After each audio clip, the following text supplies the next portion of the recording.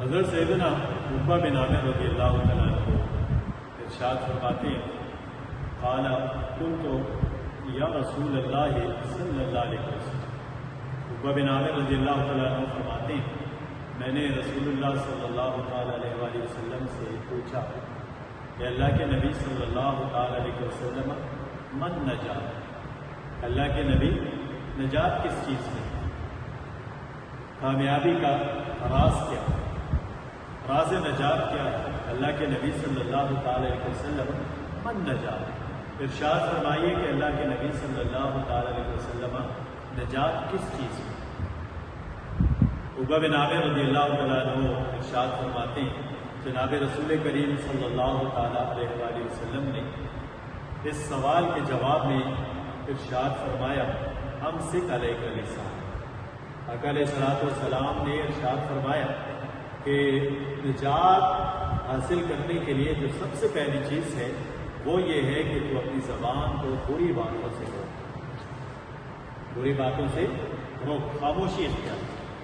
اسی طرح ایک مقام پہ فرمایا گیا من کان یؤمن باللہ والیوم الآخر، جس شخص کا اللہ تعالیٰ پہ اور آخرت پہ ایمان ہے فلیقل خیرا او لیصمت، فرمایا کہ وہ اگر کوئی بات کرے تو خیر اور بھلائی کی بات کرے، اور اگر خیر اور بھلائی کی بات نہیں کرتا تو فرمایا لیصمت، خاموش. تو نبی کریم صلی اللہ تعالیٰ علیہ وسلم نے جو کامیابی کا راز عقبہ بن عامر رضی اللہ تعالیٰ عنہ کو ارشاد فرمایا اس میں پہلی بات یہی ارشاد فرمایا اپنی زبان کو روک، بری باتوں سے. اور آقا علیہ الصلوۃ والسلام کا یہ بھی ارشاد ہے، حضرت عبداللہ بن عمر رضی اللہ تعالیٰ عنہ ارشاد فرماتے ہیں جناب رسول کریم صلی اللہ تعالیٰ علیہ وآلہ وسلم نے ارشاد فرمایا من صامت نجا. نجات کے بارے میں پوچھا نا، کامیابی کے بارے میں کہ محبوب صلی اللہ علیہ وسلم ارشاد فرمائے کہ من نجات، و نجات کس چیز ہے؟ رسول کریم صلی اللہ علیہ وسلم نے فرمایا من صامت نجا، فرمایا جس نے خاموشی اختیار کی وہ نجات پا.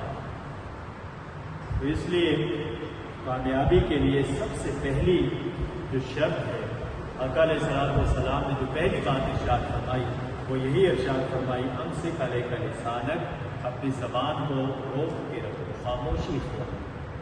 پھر فرمایا دوسری بات، دوسرا نسخہ اور دوسری جو کامیابی کی سیڑھی ہے، جو زینہ ہے، وہ یہ ہے کہ فرمایا وَلْيَسَعْكَ بَيْتُكَ، فرمایا تیرا گھر تیرے لیے کشادہ ہو.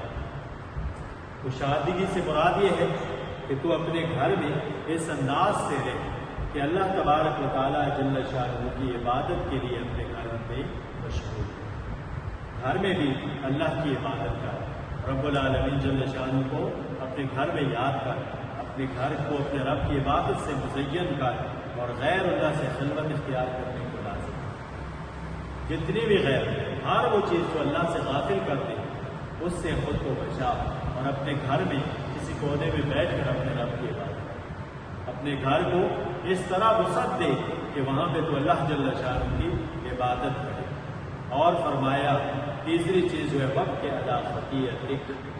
میرے صحابی عقبہ بن عامر رضی اللہ تعالیٰ عنہ اپنے گناہوں پہ، اپنی خطاؤں پہ نادم ہو کر روئے.